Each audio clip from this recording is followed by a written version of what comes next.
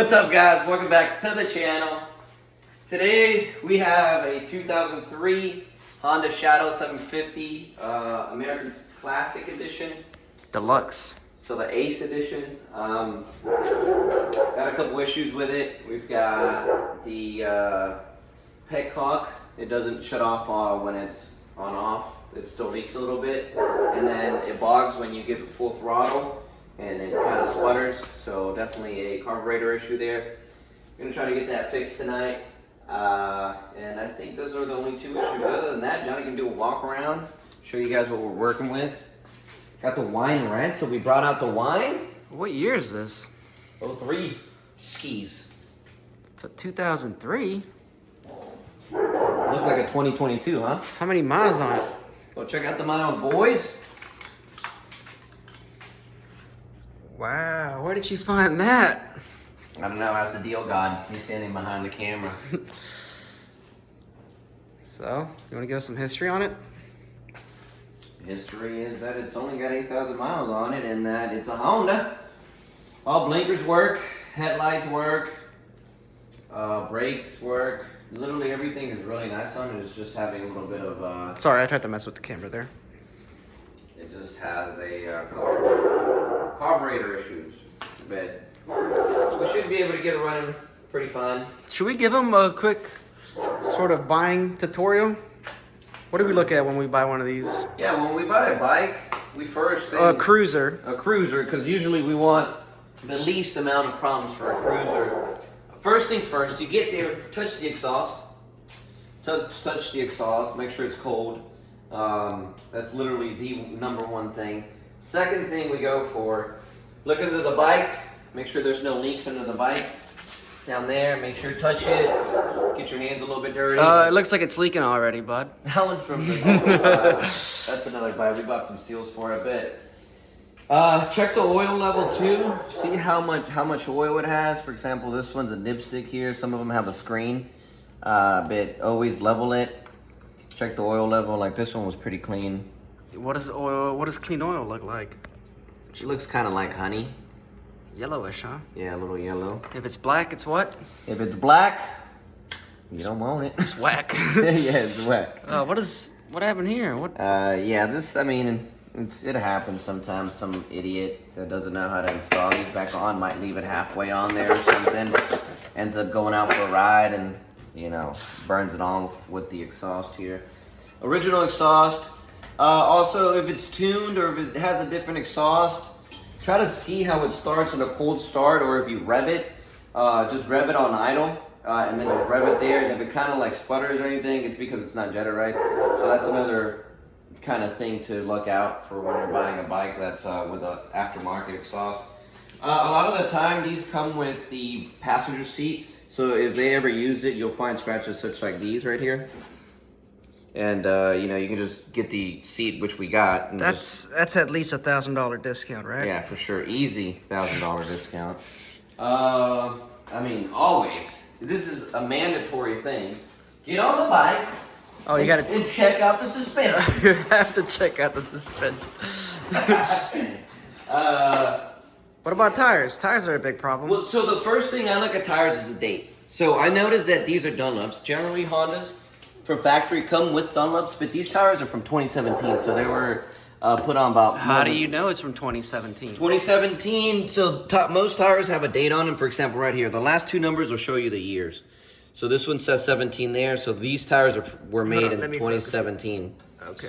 Just a heads up on there. Same thing with the front tire. Front tire is a Dunlop, made in 2017, so it was probably most likely slapped on in 2017. But if you can't figure out the year, these are always a good indicator right here. Yeah, that too. The nipples. And just the thread in general. check the dry rotted. You don't want dry rotted tires. Always make sure your VIN on the frame, that's very important, matches the title.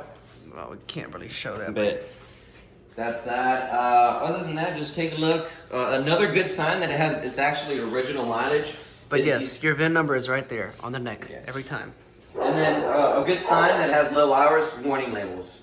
If you can spot warning stickers all over the bike, mainly probably means that either it was always washed with low pressure, Talking about these. or it was just really low on hours. And then Yeah, you know, speakers- why don't you tell them about, you know, those people that sell you bikes with low odometers, like low mileage, but it's clearly not that. Here's a big tip for you boys, all right? A lot of people are gonna go on the test ride and then they get home, they ride the bike for a while, then they realize, oh crap, my odometer isn't working. Speedometer. Speedometer isn't working. Yes, if that doesn't work, that's Your miles are wrong. So if this isn't working, it's not gonna register miles. So a lot of people, you know, they hop on the bike, they ride, and they completely forget to look it down at the speedometer. It happened today when we bought it. But We forgot to thankfully- check. But thankfully, we got home and it worked. we So- got it from a trustworthy guy. Yeah, he looked pretty good. Military guy, so he seemed legit. Not everybody's like that. But yeah. This will happen a lot with those like Honda Groms or those stunt bikes where they'll detach the speedometer so that they don't pick up the mileage, Yeah. and that way they rip them and then they try to sell them with 1,000 miles, which is Exactly. Yeah, it's Not just- cool. It's just sketchy.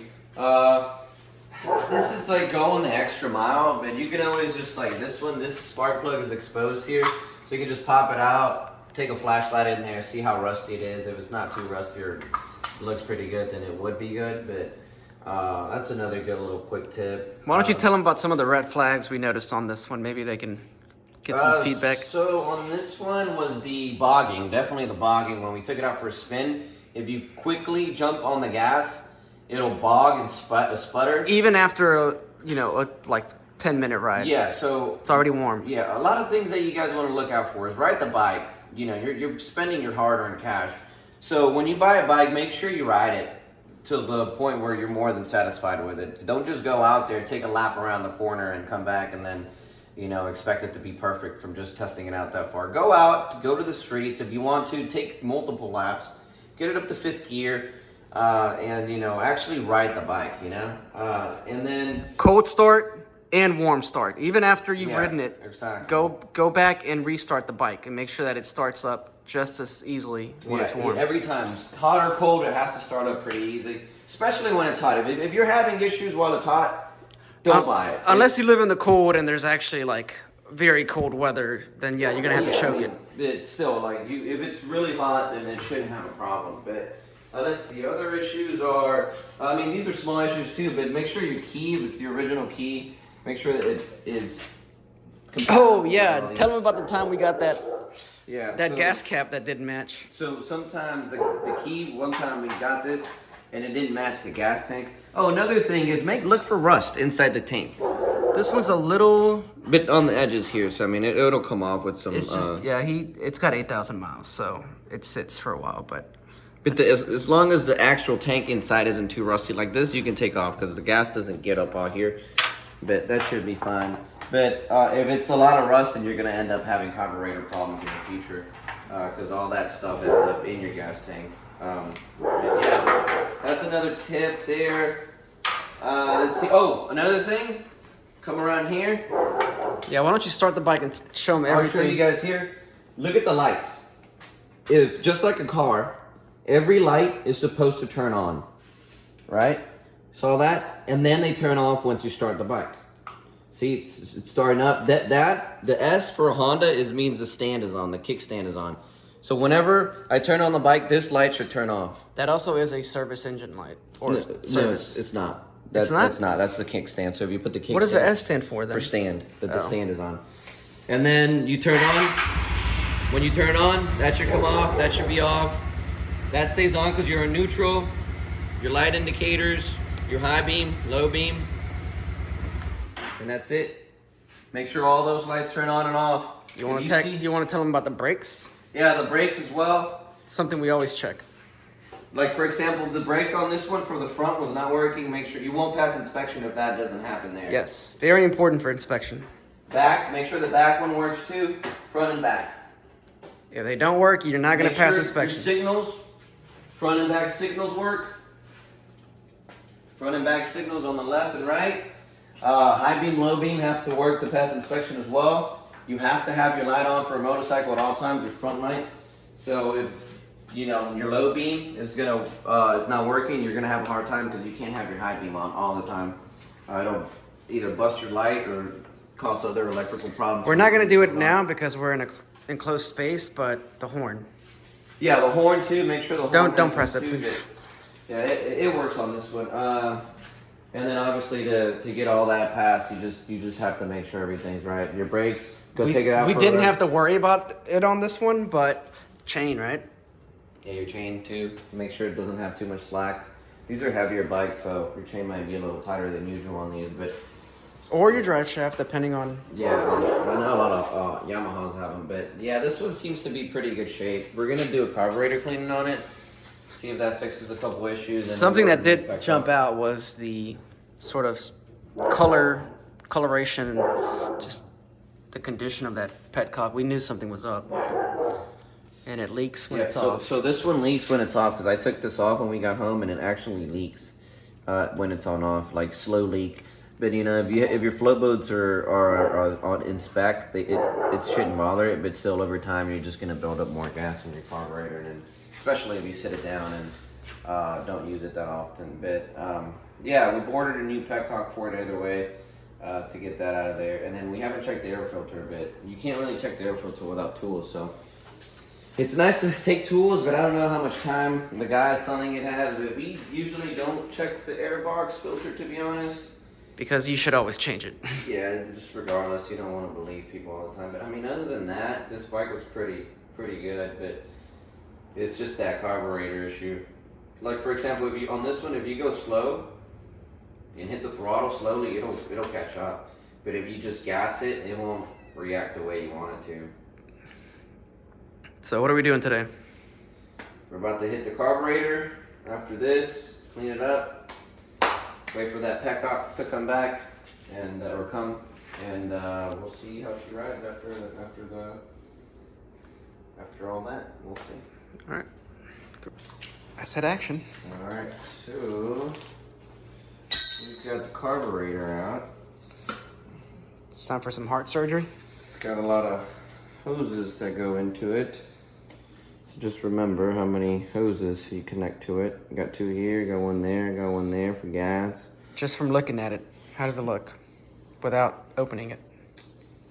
Let's see. You show us what you're doing. Looks like that one's getting a little stuck there. It might be causing the bog. Maybe. Let's see how that works. It's about 50 cents worth of gas. That is. I don't know. Couldn't tell you what it's doing, but it's got some buildup of gas there, so might have some leaks going on, something. But we'll take a look here. All right, let's go take a look. Should we turn this fan on? Sure. We're gonna start her up. Got everything back together. Looks good. Let's see. Wait, how did it drive after the cleanup? We're about to see right now. Jeez, boys. It's a little late for that. Cut that off, but it's a little late, boys. She ready now, boys. One more time, just to walk around on the lights. Look at that, no lights. If you get a check engine light after your carburetor cleaning, then you're done messed up, boys. We gotta turn it on to take that one off, but you boys know what I mean. Dee Dee wants to ride though. What do they say about how many times you have to click it? I don't know. Too easy. Yeah. Here she goes, boys. So what happens tomorrow? Gonna wash it, detail it, make it look fresh for its new owner, and she's gonna be ready. I'm still sipping on this wine. I'm sipping on this beer. That's my beer. Are we gonna Hulk Hogan her? Just kidding. But yeah, we're gonna check out how it comes out tomorrow morning. But we'll see you boys in the morrow. in the morrow. All right, guys, quick update here. Smoking a Stoger. These Maker's Marks, these bad boys right here, things are sick. Oh, snap, my DD. All right, anyways, so we ended up taking this bad boy for a spin, and it still did the spitting and sputtering.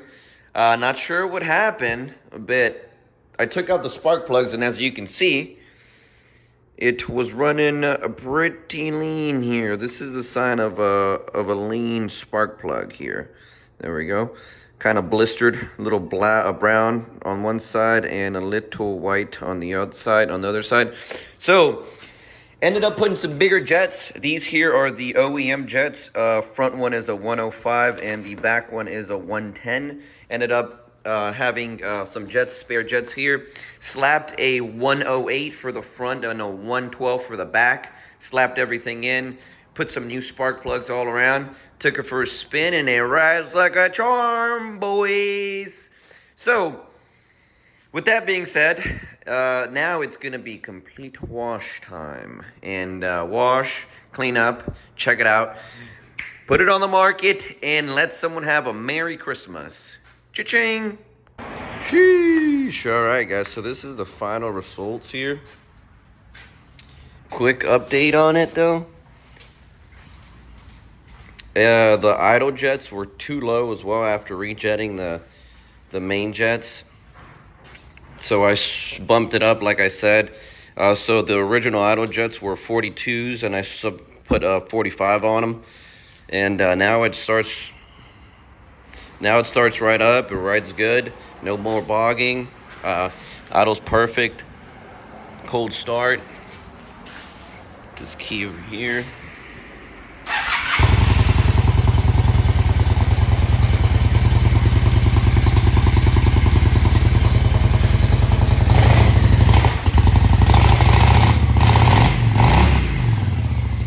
There we go.